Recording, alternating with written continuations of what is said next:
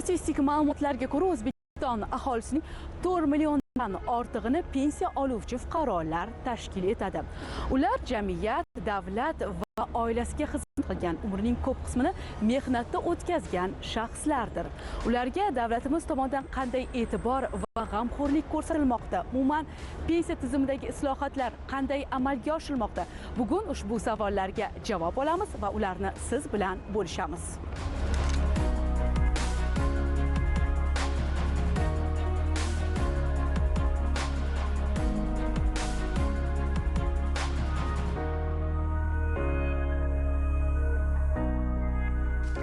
Hozir biz O'zbekiston Respublikasi Pensiya jamg'armasi binosidamiz. Har yili 100 minglab fuqarolarimizning pensiyalari aynan shu yerda hisob-kitob qilinadi, to'lab beriladi. Va barcha sohalarda bo'lgani kabi ushbu tizimda ham qator islohotlar amalga oshirilmoqda. Va bu yerda yangiliklarni yaxshisi mutaxassislarning o'zlaridan eshitganimiz ma'qul hisoblanadi. Mana bu yerda ish qizg'in. Assalomu alaykum Abror aka. Xormang, yaxshimisiz? Sizni biroz ishdan chalg'itamiz. Savollarimiz bor. Keling, suhbatimiz avvalida dastlab pensiya jamg'armasining faoliyatiga, maqsad vazifalariga to'xtalib o'tsak. Pensiya jamg'armasining asosiy vazifa funksiyalari bu pensiyalarni tayyorlash, qayta hisoblash, ularni moliyalashtirib berishdan iborat. Har bitta kelgan fuqaroga o'z vaqtida pensiyalarini tayyorlab berishga harakat qilamiz va belgilangan pensiya miqdorlarini har oyda moliyalashtirib beramiz. Yillar davomida tizim takomillashib, turli jarayonlarni bosib o'tdi. Ilgari pensiyaga chiqqan fuqarolar ish faoliyatlarini davom ettira olmasdilar yoki bo'lmasa pensiyaning oylik ish haqining ma'lum miqdori chegirib qolinardi. Bugungi kunga kelib esa bu talab o'zgardi. Biz nafaqaga chiqqan vaqtlarda juda boshqacha bir tizim bo'lar edi. Bu yerda turli xil qog'ozlarni yig'ishdi, u yoqdan spravka olib kelib, bu yoqdan spravka, bir necha vaqt yurmay yurardi, sanksiyalalar bo'lardi. Har bir ishdan borib olib, uni yig'ib, shunaqa bo'lardi.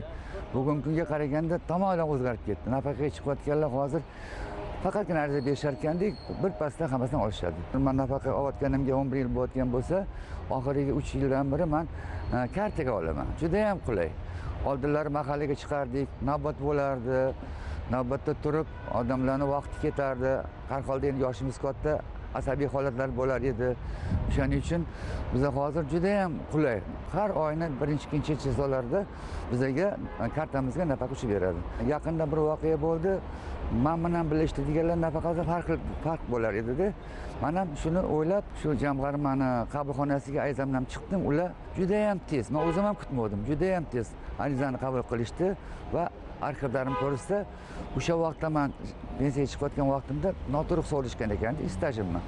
Keyin o'shalar hammasini qidirib topib, 40 yildan oshiq stajimni boshqatdan ko'rib, hujjatimni tekshirib, bilasizlarmi, o'zim ham kutmadim. 3 kun ichida meni pensiyamga yana 600 ming qo'shib berishdi. Bu albatta bizlar uchun, nafaqaxo'rlar uchun juda ham yaxshi holat. Biz nafaqaga chiqqan vaqtimizda biz agar nafaqaga chiqib ishlasak, ishlagan joyimizdan faqat 50% oyligini berishar edi. Mana hozir ham ishlayman, ham maktabda dars beraman va maktabdan oyligimni ham to'liq olaman, pensiyani ham to'liq olaman. Mana bugungi ijtimoiy o'zgarishlar, turli xil islohotlar mana xuddi nafaqa, pensionerlarga ham xuddi o'zini ta'sirini ko'rsatyapti. Bugungi kunga kelib ishlovchi pensionerlar ham oyligini, ham pensiyasini 100% miqdorda olib kelishadi. Xususiy sektor bo'ladimi yo davlat ishi bo'ladimi, plastik karta orqali oluvchi bo'ladimi yoki naqd shaklda oluvchi bo'ladimi, ularning mablag'larini to'liq 100% miqdorda moliyalashtirib beramiz. O'zimiz hali pensiya yoshiga yetmagan bo'lsak-da, ba'zan yon atrofimizdagilarning aynan pensiya haqidagi gap so'zlari qulog'imizga chalinadi. Eshitishimiz bo'yicha avvallari o'sha pensionerlarga pensiya to'lash muddati uzagan, deylik vaqtida to'lab berilmagan. Hozir bunday muammolar bartaraf etilganmi? Bugungi kunda pensiyalar o'z vaqtida moliyalashtirib kelinmoqda. Avvalgi davrlarda pensiyalar 3 oy, 4 oygacha kech moliyalashtirib kelingan. Mablag'larni yetishmovchiligi sababli pensionerlarimiz 3 oy, 4 oylab pensiyalarini kech olishgan. Lekin bugungi kunga kelib davlat siyosatini keskin o'zgarishi natijasida mablag'lar o'z vaqtida pensionerlarga moliyalashtirib kelinmoqda. Plastik karta orqali oluvchi pensionerlarga har oyning 4-sanasiga qadar to'liq o'zlarini plastik kartalariga moliyalashtirib beriladi. Naqd shaklda oluvchi pensionerlarimizning pensiyalari esa Xalq banki tomonidan sayyor kassalari orqali fuqarolarning o'sha o'zini o'zi boshqarish organlari, o'sha mahalla fuqarolar yig'inlariga borish bilan fuqarolar har oyni 27-sanasiga qadar to'liq yetkazib beriladi.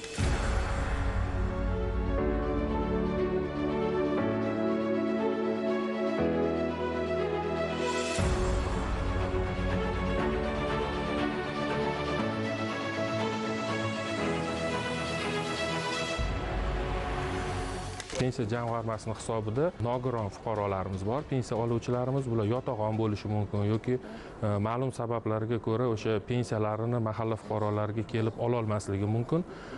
Bularga ham qulaylik yaratish maqsadida Xalq banki tomonidan ularning pensiya mablag'larini yashash joyiga yetkazib beriladi. Bu ham o'sha belgilangan muddatlar har oy 27-sanasiga qadar to'liq mablag'lari fuqarolarga uyiga yetkazib beriladi. Tizimdagi raqamlashtirish jarayonlari qanday ketmoqda bugungi kunda?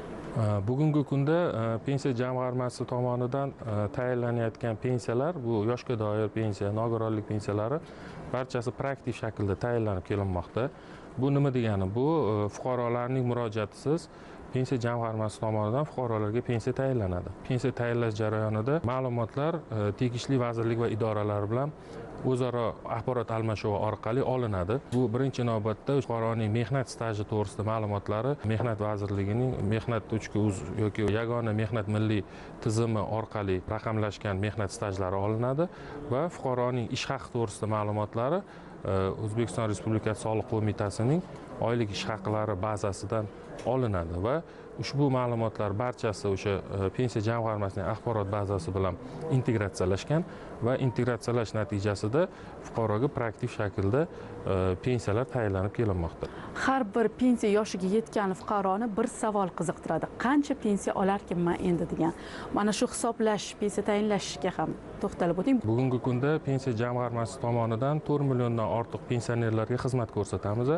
Bu degani har bitta fuqaroning pensiyasi alohida individual hisob-kitob qilinadi. Albatta pensiya miqdoriga ikkita omil ta'sir etuvchi omillarimiz mavjud. Bu birinchisi ish staji, ikkinchisi oylik ish haqqi. Qancha yuqori oylik ish haqqi olgan fuqarolar bo'lsa, pensiya hisoblash jarayonida pensiyani tayanch miqdori oylik ish haqqidan kelib chiqib hisoblanadi. Hozirgi kunda qarilik pensiyasiga erkaklar 60 yoshda kamida 25 yillik ish staji bilan, ayollar esa 55 yoshda kamida 20 yillik staj bilan chiqadilar. 2025 yilning 1-martidan boshlab katta bir yangilik joriy etildi. Endi yoshga doir pensiya fuqaroga alohida ariza talab etilmasdan proaktiv, ya'ni avtomatik tarzda tayinlana boshladi. Pensiya jamg'armasi tomonidan xizmatlarni ko'rsatishni elektron, proaktiv, interaktiv o'tkazish bosqichma-bosqich amalga oshirilmoqda.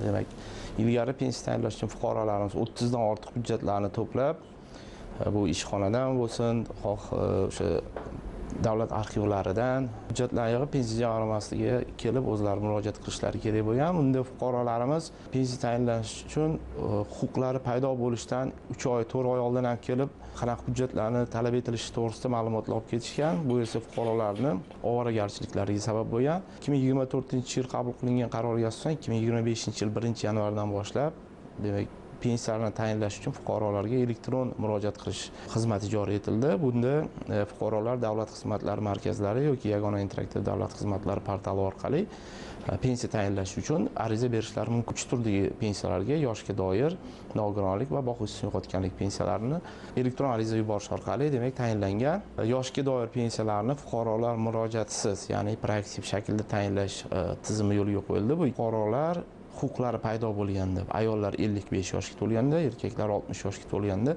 ularning ma'lumotlari Ichki ishlar vazirligidan ma'lumotlar elektron shaklda kelib tushadi. Pensiya dasturiy ta'minoti ushbu ma'lumotlarni fuqaroni qolgan o'sha ish staji, ish haqi, manzillari, oila tarkibi barcha ma'lumotlarni tegishli vazirlik idoralari bilan qo'yilgan ma'lumot almashinuvi orqali shakllantiradi va fuqarolarga bir kunda pensiya tayinlab ularga pensiya tayinlanganligi to'g'risidagi ma'lumotlarni telefon raqamlariga SMS tarzida yuboriladi.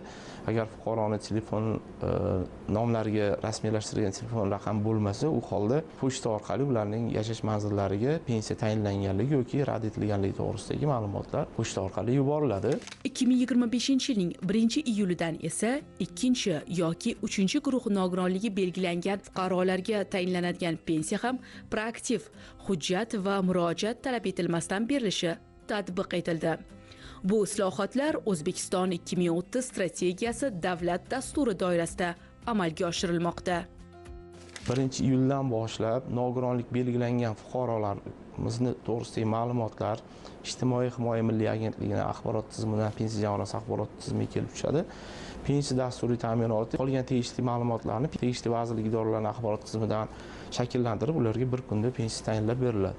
Bu o'z-o'zidan fuqarolarga yengillik yaratiladi. Ilgari fuqarolarimiz nogironlik belgilangandan so'ng pensiya jamg'armasiga kelib, menga nogironlik belgilandi, menga pensiya tayinlab bergan deb murojaat qilishgan bo'lsa, endilikda ular nogironlik belgilanishi bilan qolgan hamma elektron harakatlarni pensiya jamg'armasining o'zi amalga oshiriladi va bir kunda o'sha aytib o'tganimizdek pensiya tayinlab beriladi. 105-sonli prezidentimiz farmoni qabul qilingan, unga asosan 2027-yil 1-yanvardan boshlab pensiya jamg'armasi tomonidan ko'rsatiladigan barcha xizmatlar interaktiv va proaktiv shaklga o'tkaziladi. Bugungi kunda pensiya jamg'armasi 30 dan ortiq xizmatlarni ko'rsatadi. Ya'ni faqat pensiya tayinlash plani emas, balki qo'shimcha hujjat taqdim etgan holda arizalar topshirish yoki to'xtatilgan pensiyalarni tiklash yoki bank plastik kartalariga o'tkazish, naqdga o'tkazish, shu kabi 11 turdagi xizmatlar interaktiv, ya'ni fuqarolar yagona interaktiv davlat xizmatlari portali orqali yoki davlat xizmatlari markazlari orqali murojaat etib ushbu xizmatlardan foydalanishlari mumkin bo'ladi. Men pensiyaga chiqishda yaqinlashgan payt shu xavotir olgan joyim shunaqa bo'ldiki, bundan bir 10 yil oldinlar o'rtog'im pensiyaga chiqayotgan paytida juda qidirdi stajlarni-da. Chunki bitta joyda ishlaganmiz. 2001-yil ishlagan tashkilotimiz tugatilib ketgan edi. Endi asosi u tugatilib ham ketmagan ekan, nomi o'zgargan ekan. Lekin u pensiyaga chiqayotgan paytida o'sha stajlarni topa olmadi. Men bilan bog'landi-da, shu stajimni topa olmayapman. Hech qayerdan chiqmadi, arxivlardan ham chiqmadi degan. Voy, men ham u yerda to'g'risini aytsam 6 yil ishlagan edim-da. Voy, 6 yil stajim endi bekor bo'lib qoladimi degan hadiksirash, xavotirlanish bo'lgan edi. Lekin o'sha stajimni to'g'risi o'sha tuman kambag'allikni qisqartirish bandlik bo'limi topib berib, menga kiritib berdi-da. Shu bilan hech qanaqa muammo bo'lmasdan to'liq o'sha stajlarim kiritilgan holda pensiyaga chiqishga muyassar bo'ldim. Pensiya tayinlanishining elektron shaklga o'tkazilishi bir muncha qulayliklarni tug'dirdi. Ko'pgina sarsongarchiliklarning, qog'ozbozliklarning oldi olindi. Agarda fuqaro ish staji, oylik maoshi va belgilangan boshqa talablarni o'z vaqtida e'tibordan chetda qoldirmasa, pensiya tayinlanishi ham muammo bo'lmaydi. Agarda hujjatlarda kamchilik bo'lsa, pensiya jamg'armasiga qo'ng'iroq qilib bog'lanishlari va masalaga oydinlik kiritishlari, kerakli tavsiyalarni olib, kamchiliklarni bartaraf etishlari mumkin. Pensiya xizmatlari endi nafaqat bosh ofisda, balki butun respublika bo'ylab davlat xizmatlari markazlari orqali ham ko'rsatilmoqda. Fuqaro yashash joyidan qat'iy nazar istalgan davlat xizmatlari markaziga murojaat qilishi mumkin. Qonunchilik fuqarolarimizga muddatidan avval imtiyozli tarzda pensiyaga chiqish huquqini ham bergan, ya'ni mehnat sharoiti og'ir va zararli ishlarda band bo'lgan fuqarolarimiz umumiy belgilangan yoshni qisqartirilgan holda pensiya olish huquqiga ham ega. Mehnat sharoiti og'ir va zararli bo'lgan kasblar Vazirlar Mahkamasining 637-sonli qarori bilan belgilab qo'yilgan. 2000 dan ortiq lavozim va kasblar ko'rsatilgan. Davlatimiz tomonidan e'tirof etilgan, mukofotlangan fuqarolar tegishli tartibda hujjatlarni to'ldirsalar, ularga pensiya tayinlanishida ham foyda beradi. Ya'ni ish staji va oylik maoshlarga asosan hisoblangan pensiya miqdoriga yana qo'shimcha foizlar qo'shiladi. Pensiyani tayanch miqdori, ish staji, ish haqqi hamda ustama haqlardan inobatga olinadi. Ustama haqlar kimlarga beriladi? Mana shu O'zbekiston Respublikasida alohida xizmat ko'rsatgan yoki o'sha faxriy unvonga ega bo'lgan shaxslarga, demak, pensiyaga qo'shimcha ravishda ustama haq yoki qo'shimcha to'lovlar amalga oshirishi mumkin. Misol uchun xalq artisti, xizmat ko'rsatgan faxriy unvonlariga pensiyaga qo'shimcha to'lovlar belgilangan. Ilmiy darajalarga xalq ta'limi a'lochisi yoki professor bu yo'nalishlarga demak pensiyaga qo'shimcha to'lov belgilanmagan. Faqat faxriy unvonlar uchun qo'shimcha to'lovlar belgilangan.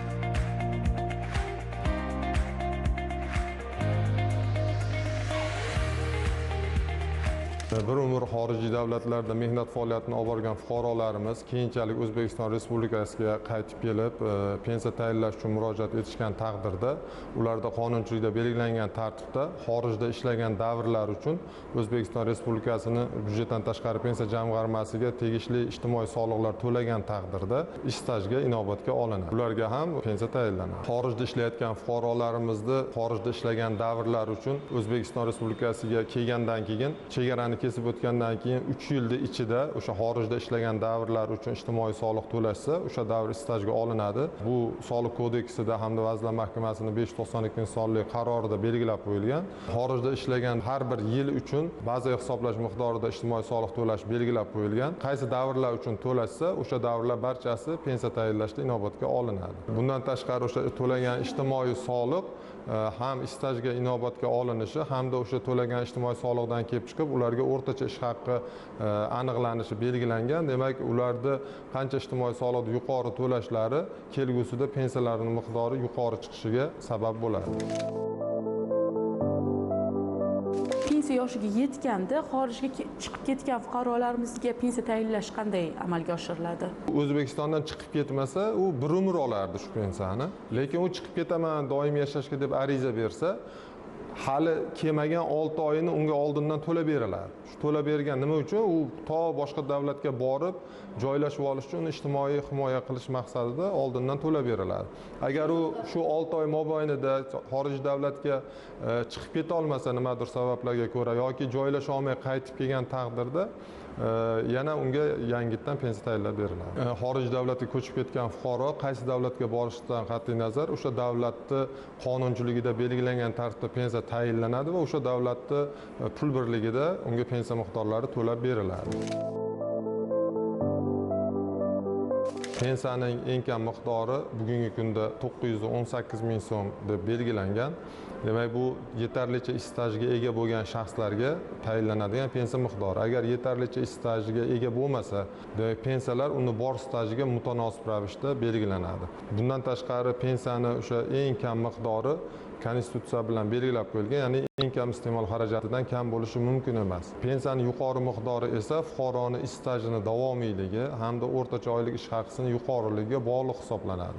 Misol uchun 43 yil ish stajiga ega bo'lgan erkak kishiga talab etiladigan erkaklar uchun ish staji 25 yil bo'lgani uchun uni ortiqcha ish staji 18 yil deb hisobga olinadi.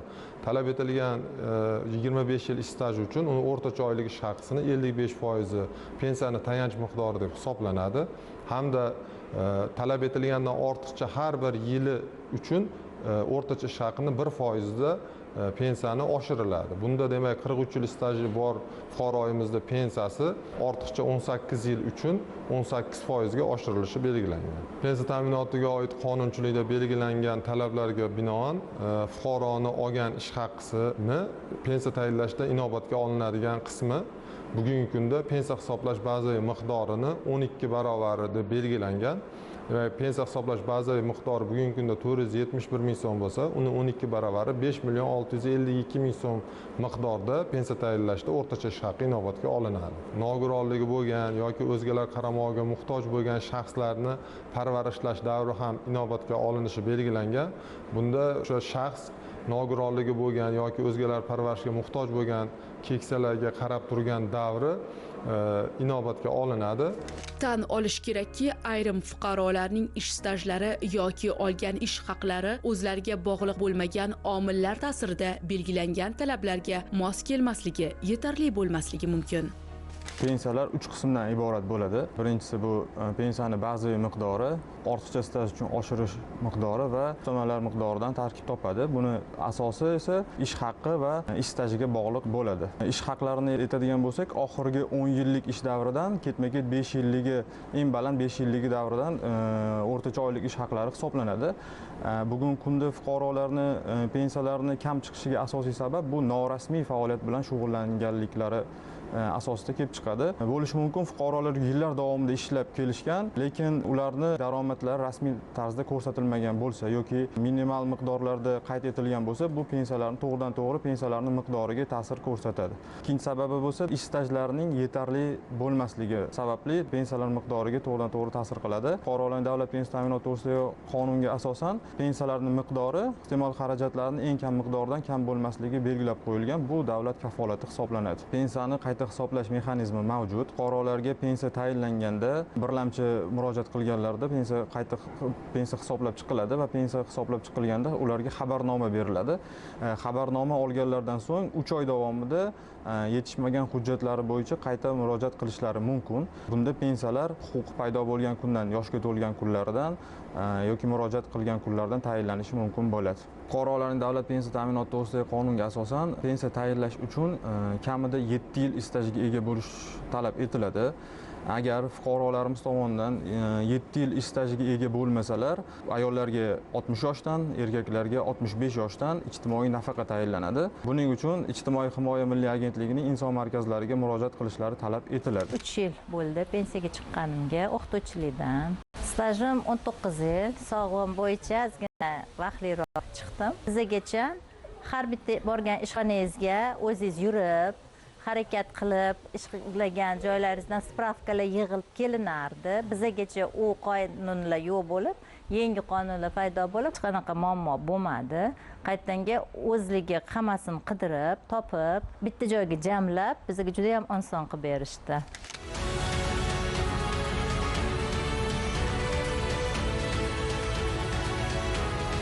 Avvalambor pensiya faqatgina ish stajiga bog'liq emas, ish haqqiga ham bog'liq bo'ladi. Ayrim fuqarolarimizda bo'ladi stajlari ko'p, lekin ish haqlari minimal miqdorda bo'lganligi sababli ularga pastroq pensiya bo'lishi mumkin. Agar ish haqlari yuqori bo'ladigan bo'lsa, ulardan ushlanayotgan ijtimoiy soliqlar 2019-yilgacha bo'lgan davrda sug'urta badallari ko'proq to'langan bo'lsa, ular demak ko'proq pensiya olish huquqiga ega bo'lishadi. Toshkent shahrining Mirzo Ulug'bek tumanidagi Alisher Navoiy nomli mahalla aholisining soni 5000 dan ortiq. Shulardan 1236 nafarni keksalik yoshini surayotgan pensionerlar tashkil etadi. Har oyi 4-kuni mahallamizda pensionerlarga xona ajratib qo'yganmiz, qulayliklar yaratib qo'yganmiz. Pensionerlar kelib 4-kundan boshlab 2 kun pensiya tarqatiladi. Pensionerlarga hovlimizda dam olish joylari qilingan, salqin, qulayliklar juda yaxshi. Aholimiz, pensionerlarimiz juda mamnun. Kartaga o'tkazganmiz pensiyamizni, juda ham qulay. Hamma pensionerlarga aytaman shunaqa. Iloji bo'lsa o'tkazish kerak, chunki shunaqa bo'lib qoladi, vaqtingiz bo'lmaydi, o'chirt bo'ladi. O'chiritlarda turmaymiz, shunda kartaga o'tkaziladi. Hozir shu kartamiz bilan shahar transportlarida ham bemalol yurib, hech qanaqa qiyinchiligi yo'q. Boquvchisini yo'qotgan qariya, yakka yolg'iz onaxon, otaxonlar bor. Ko'pmas-u, lekin bor. Bu bizada ijtimoiy xodimimiz orqali nazoratda turadigan otaxon, onaxonlar misol uchun. Ularga birinchi navbatda davlat tarafidan ajratilgan shu bir martalik yoki ko'p martalik yordam pullari ajratiladi. Ularga misol uchun poliklinikamizdan patronajlar biriktirilgan.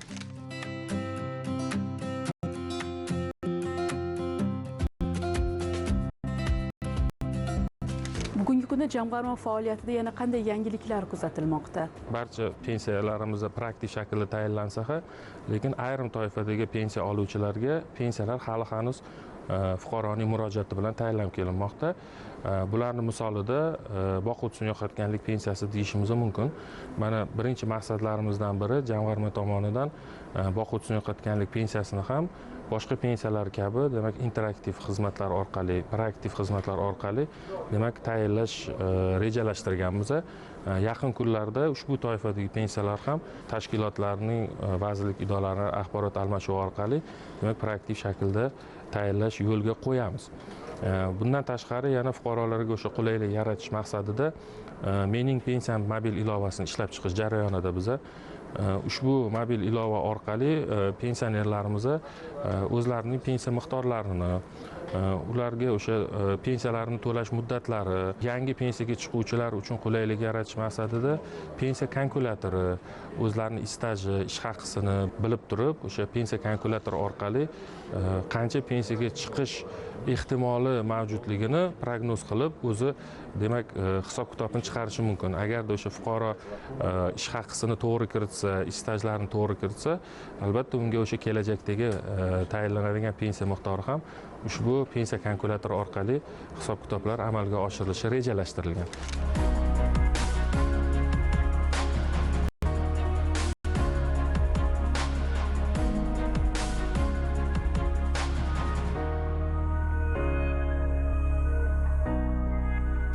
Mamlakatimizda pensiya tizimi yildan yilga takomillashib, aholi uchun qulay va manfaatli bo'lib bormoqda.